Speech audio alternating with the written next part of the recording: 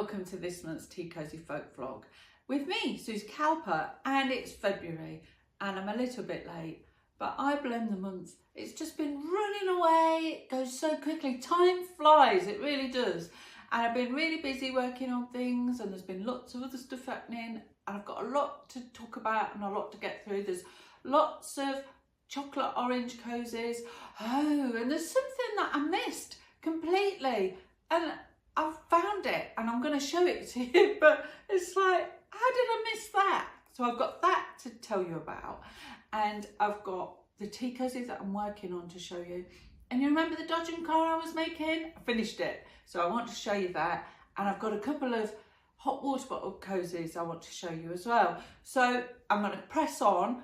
The first thing I want to tell you about, I've not actually got it in physical form anymore. So I've got a little video I'm going to play you, and here it is. So this is the Kissing Frog Chocolate Orange Cosy, and he's a little frog, look, and he's really cute, and it sits on a Terry's Chocolate Orange, and I had Valentine's in mind when I designed him. So, you know, he's got his hands on his heart, and he's got his lips all puckered up, ready for kissing. But, you know, his little legs and his feet look really cute, and he kind of sits in a comical kind of way. And he looks just really cartoony. And it doesn't really matter if your eyes end up a little bit buggly, because I think that just adds to the character and charm of him. And he's really sweet. And he went on the website on the 5th of February. But if you were part of the subscription, you would have got yours on the 1st of February. Because he's one of the subscription cosies. And it's really good fun. And he's on the website already. So if you want to knit him, you can go along and grab yourself a copy. And another chocolate orange cosy that hit the website was the Russian doll cosy. And she was in last year's knitting pattern calendar, and the calendar's still available if you want it. I'll put the link down below so you can go and have a look, or you can buy the standalone pattern and you knit this cute little Russian doll. And she's really quick and easy to make because she was written for the calendar. You know, all the pattern had to fit on one side of A4, so she's quite quick and simple. And there's a little embroidery on her apron, but she's really cute and she sits on a chocolate orange, and she just is really sweet, isn't she? And she's all about, you know, women and generations of motherhood, and she's really sweet. So if you want to knit one, you can get her there. Now, the pattern that I lost was the spider knitting pattern from the 2024 knitting pattern calendar. And I haven't put it on the website. I've never put it on the website. I don't know why. It must have just fell off the radar. But anyway, I found it and I'm going to put it on the website this weekend. So it'll be hitting the website on the 22nd of February. And you must remember it. It was that spider. I'm not going to get it out and show you because I know lots of people don't like spiders, me included. But it was for October in the 2024 calendar, and he's a big spider, and because he's as big as a chocolate orange, so he's quite big. Now, because I'm not going to show you, I'm going to put the links down below for his video and his page. So if you want to go and have a look at him, if you're brave enough, you can pop along and have a look. But I don't want to upset the arachnophobes who are watching the vlog. So it's safe. He's not going to come out. I'm not going to get him. But yeah, I can't believe that I missed it. But I found it, and he's going on the website this weekend. Do you remember I was knitting a Fly Me to the Moon hot water bottle cover? Here it is. I finished it. And I don't know if you remember from the last vlog, I'd got two shades that I was thinking of using for the main colour. And one was Empire and one was Denim. And I couldn't choose between the two. So I've knitted one of each. So I'll show you the Empire one first. So it's a lovely hot water bottle cover, and the work's all done in Intarsia, and it says Fly Me to the Moon on it, and there's a little rocket here and some planets, and the moon is up here. I love his jolly face. He looks like he's quite shocked. She's coming. I think he's pleased, don't you? And the stars everywhere and a little satellite. And it's just really cute. And it was inspired by, you know, the song by Frank Sinatra. But also, NASA's putting a woman on the moon this year. I don't know when. They keep pushing it back. It started off, it was going to be November last year. And now they've said the start of this year. So hopefully it'll be soon. So there's the hot water bottle cover in Empire. And this is the hot water bottle cover in Denim. So it's the same thing. It's got the rocket and the planets. It's just, they feel very different. This one's very bright and vibrant. This one's less bright, but still lovely. I do love them both. I don't know which is the best. I don't know. I do love them. They're really nice. And it's very cold in space. So you do need a hot water bottle in space. But I don't know if you've noticed, but neither of the bottles have any fastenings anywhere. So I'm going to show you now how to get the hot water bottle in and out of the cover. So to get it out, you put your hand down the neck and you pull the shoulders of the bottle. That's all I'm pulling together, and it comes out like this, look. So I'm just holding those bits together and it just comes out. So, and then you can wash it, and then to put it back in, you roll the bottle up like this and feed it down the neck. So, you know, it's better without any fastenings because they don't come undone at night then. Oh, and the collar's long, so, you know, if you don't like the feel of the rubber, you can cover that completely or turn it back so you've got access to where the water goes in and out. But, yeah, they don't come undone at night and your feet don't get burnt on the hot water bottle. And, you know, even hot water bottle manufacturers suggest having covers on your hot water bottle. They say not to use one without because you will get burnt because, you know, it's boiling water that you put in. It's really hot. So there they are. I don't know which one you prefer. I like them both. And now it's come to that part of the show for the TeaCosyFolk knitting pattern tip. And this month I'm going to talk to you about joining yarn and knots. You know, when you're actually working, because I've done all the intarsia, and also because I saw a thread on Facebook where people were debating about whether to put knots in knitting or not. They said, why not when you can just knot? I'll let you ponder about that. It's, you know, you have to work out which knot is which. But I don't know, I just thought this debate's a bit of a funny one, and I thought, I don't know, I suppose it depends on what you're actually working on, whether you would knot or not knot. And I thought if I show you some examples of when I do and don't knot, and then you'll kind of see. But I thought it'll help some people because there must be lots of people out there wondering whether you knot the yarn, and if you do, what sort of knot, and all the issues that go with it. So I thought we'd just do a little demonstration and I'll show you. So come in closer and I'll show you. I've got some knitting here, just 4 rows. I think there's 18 stitches. I'm not knitting anything, it's just for the demonstration, but I'm using Aran yarn and I've got 5.5mm knitting needles. And I'm going to knit across a little way, just so I'm about halfway. And then I'm going to join another yarn so we can have a look at the knots. So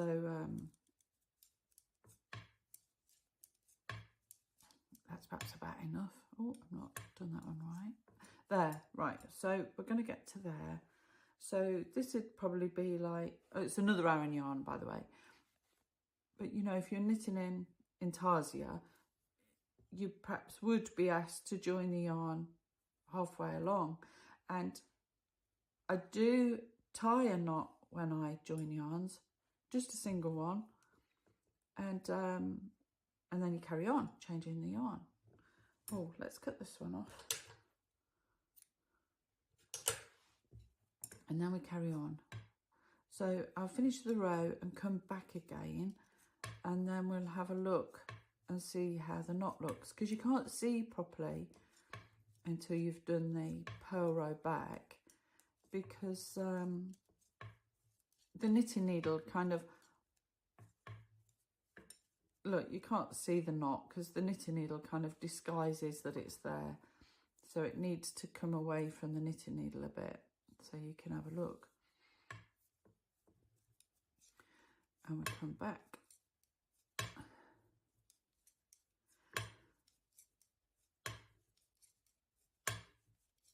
Oh, you'll have to excuse me, I don't usually sit at a table with my arms forward, and because I'm a thrower, the knitting needle keeps knocking on the table.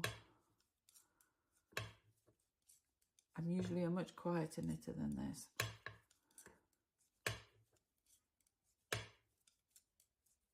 It's a bit like I've got a wooden leg. Right, so there's the knot. So you can see it on this side, and you would have to sew in both the ends. And there's that side. Now, so I don't think you can really, you can see the knot a bit. If it was against something flat like the teapot, you can see there's a pimple just there. You can see that. And you can see that this stitch is slightly affected because it's, when I pulled the knot, you can see that is slightly smaller than its counterparts. And this one's quite a bit bigger actually. But so you can see a bit. Now I'm going to come across halfway again, and then I'm going to change yarns again. And I'll show you, you know, I suppose what you're supposed to do, and without tying the knot.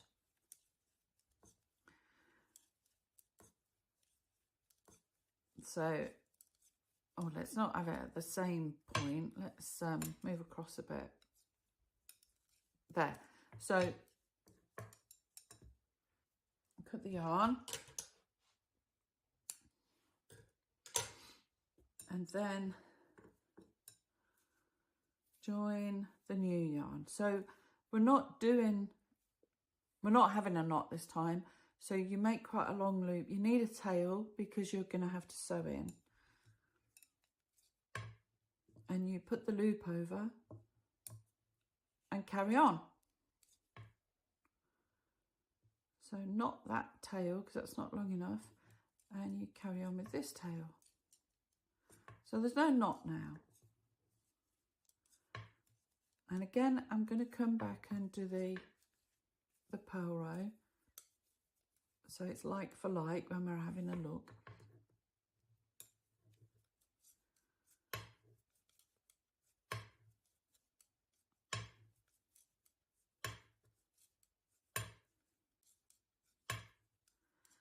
See, that's the first row. That's made a massive loop. And there's the next one, that's made a massive loop. You don't get that when you've knotted it because the yarn isn't as free.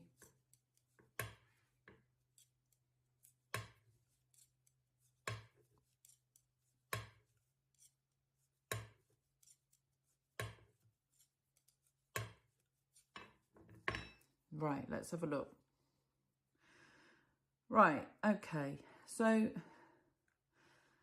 the stitches look less affected because you can adjust them by just pulling at the back, and you've got to sew them in. There is a gap, and there wasn't with the knot. It's less obvious. And either way, if you did that, you would have to sew them in. But there is another way that I finish the ends without sewing them in, and I weave them in as I'm knitting. And I will show you that. And I've probably shown it you already before on another video, but I can show you again, that's not a problem. But now I want to show you, you know, because sometimes when you're doing intarsia, you just need a small bit over a small section, you know, over a few stitches. And so you'll just, you know, grab a little bit. And especially with that hot water bottle cover, because you're doing a small section, and if you've not got the right Aran yarn to do that section, you can use doubled up DK. So I've got some double knitting yarn here. I'm going to double it up, and I'm going to show you how I would add that into my project without doing a knot. But also another trick I want to tell you. So if perhaps you've got to go across 4 rows, four stitches, sorry, the general rule of thumb is if your yarn is big enough to do 4 stitches 3 times, that's enough for 1 row. So you need all that to do those 4 stitches once. So look, I've got enough to do them twice, 3 times there. I can go over the same 4 stitches 3 times. And that's the general rule of thumb. So when you're doing intarsia and you've only got a small bit, I don't know, maybe like the stars or something small, the cone on the rocket, you know, it's only a small bit. You can kind of work out how much yarn you're going to need. So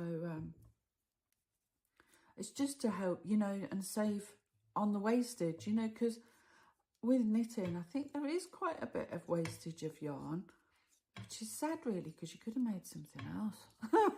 That's how I think of it anyway. So so the least wastage you can have, you know, with the tails and the ends, the better.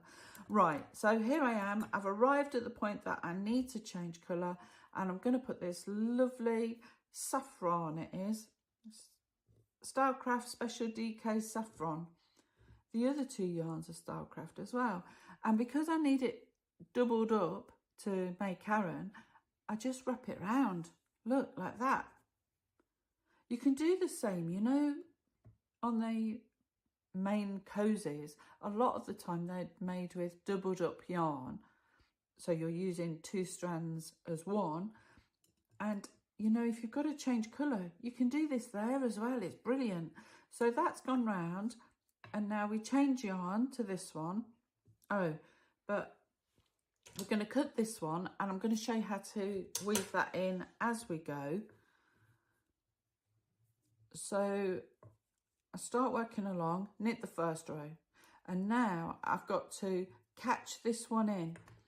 And basically what happens is this piece of yarn needs to keep moving from side to side of this knitting needle whilst I'm knitting each stitch. So one time that way, one time that way with each stitch. So keep an eye on this yarn and see what's happening. So there it is, and I knit. The knitting's just ordinary, it doesn't show on the front.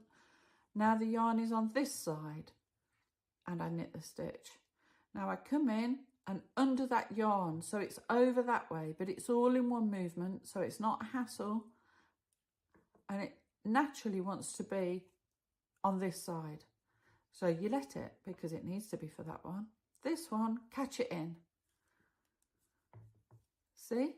Now this, because I've done this over a few stitches, it's woven in, and I won't need to sew that in at all. That's caught in. So that saves loads of time the other end, you know, at the end of the project, because you won't need to weave it in because it's already woven in. You'll be able to cut that quite short, and that's fine. That won't come undone. Now, the other way, you know, if I was joining, if I'd run out of my ball, if the ball ended of this dark colour here, I think it's teal, and I was rejoining another ball of teal, I wouldn't join that in the middle of a row because it's quite a bulky thing, and I think when it's a different colour, it's less noticeable that there's a knot there. But if it's the same colour and then there's a funny little bump, you do notice it. So even if I'd got halfway across the row and then ran out of yarn, I would pull it back and join at a side. And when you join at the side, it doesn't matter how many knots you put in it really, because it's at the side. There's going to be a seam anyway. And even if you sew up with mattress stitch, you know, there's going to be a bit of bulk there to hide your knot. I think one thing I would say is when you do tie the knots, don't tie them too tightly, because if you make that first stitch tight, it will be smaller, it'll be harder to knit. So don't make it too tight. But, you know, joining 2 yarns of the same colour, I would always put them at the side. And, you know, if you're knitting something in stripes, you know, the stripe goes all the way along the row. So you would naturally change the yarn on the right-hand side.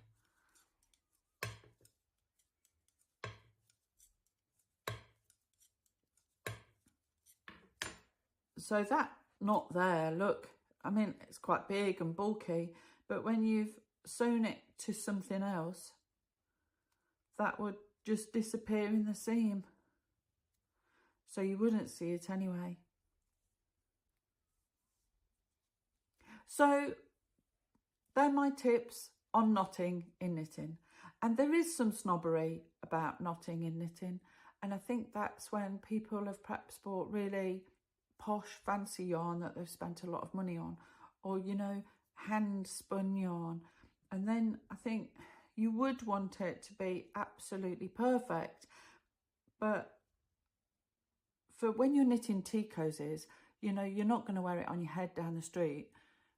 So people won't notice as much about your knots. And because the tea cozies, when you see them, they're just charming and glorious and funny and they're delightful, you're not looking for the imperfections. And I think in a lot of cases, you know, the knitter themselves are more overcritical of what you've knitted than the people who are looking at it, because they're not looking at it in the same way you are.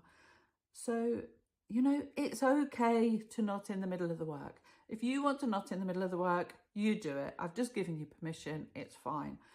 And, you know, the teapot is not going to complain that there's a lumpy knot there, is it? So that's okay. So if you want to knot, you can.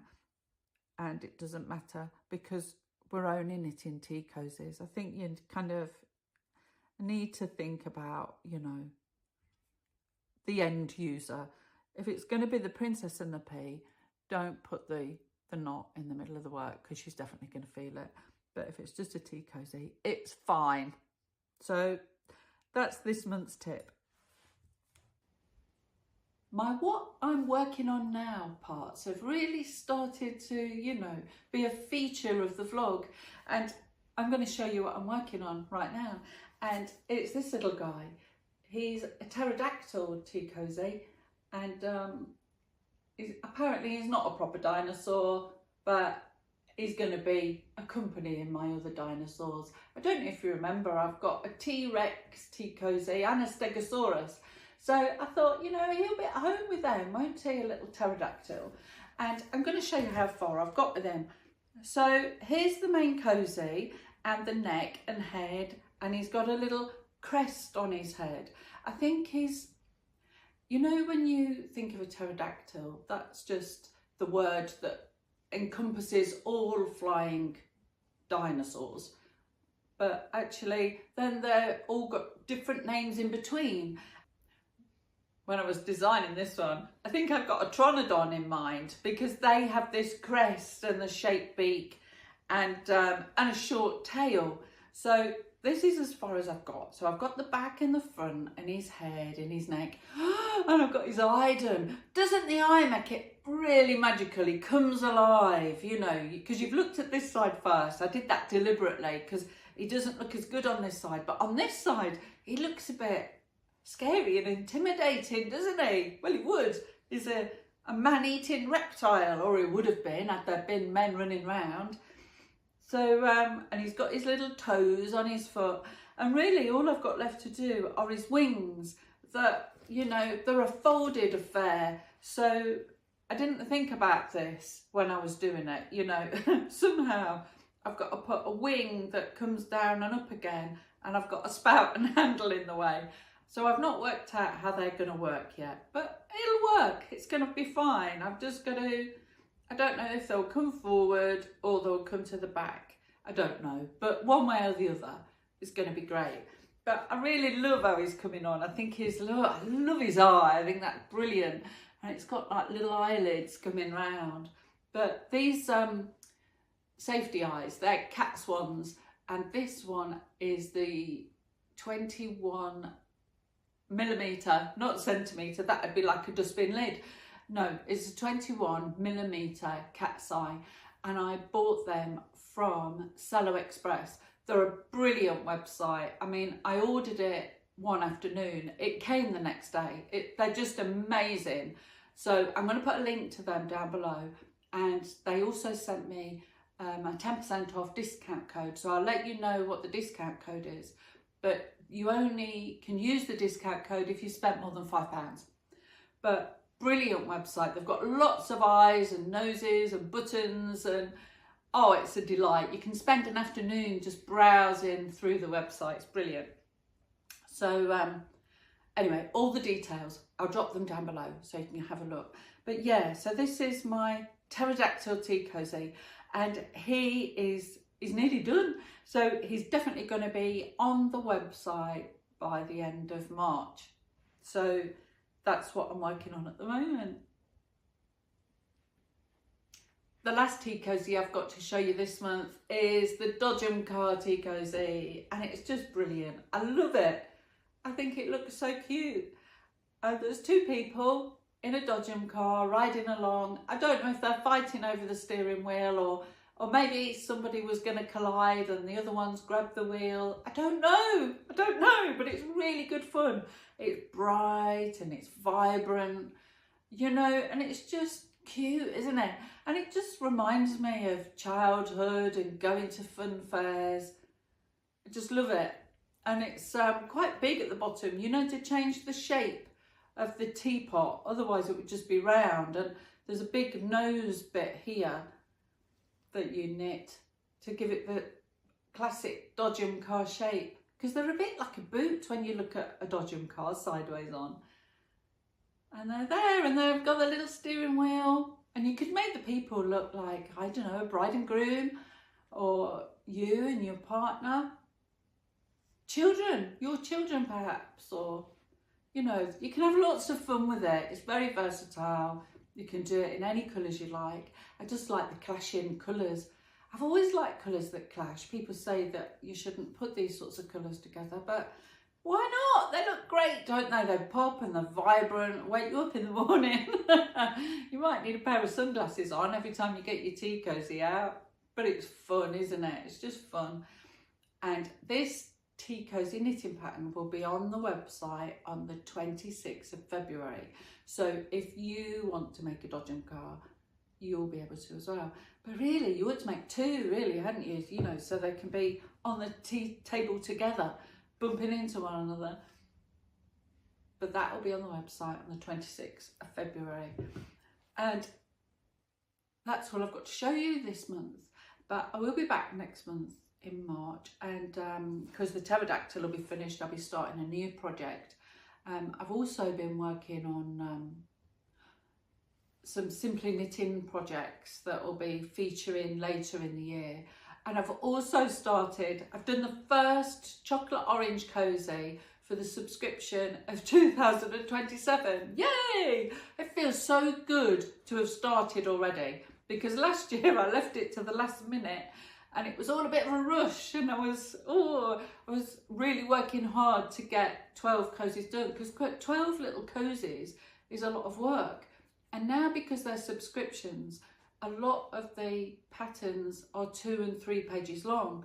So there's a lot more detailing than I could get in with the calendar cozies. So I'm sticking with the subscriptions. It's a lot better. The patterns are more in depth, they're more fun, and the designs are better because, you know, there's more scope. So yeah, so I'm sticking with the subscriptions. So that's all for February, but there'll be lots more in March. So do come back and tune in again, and I'll show you what else has been coming off the knitting needles. So stay tuned and I'll talk to you soon. Thank you for watching. Goodbye.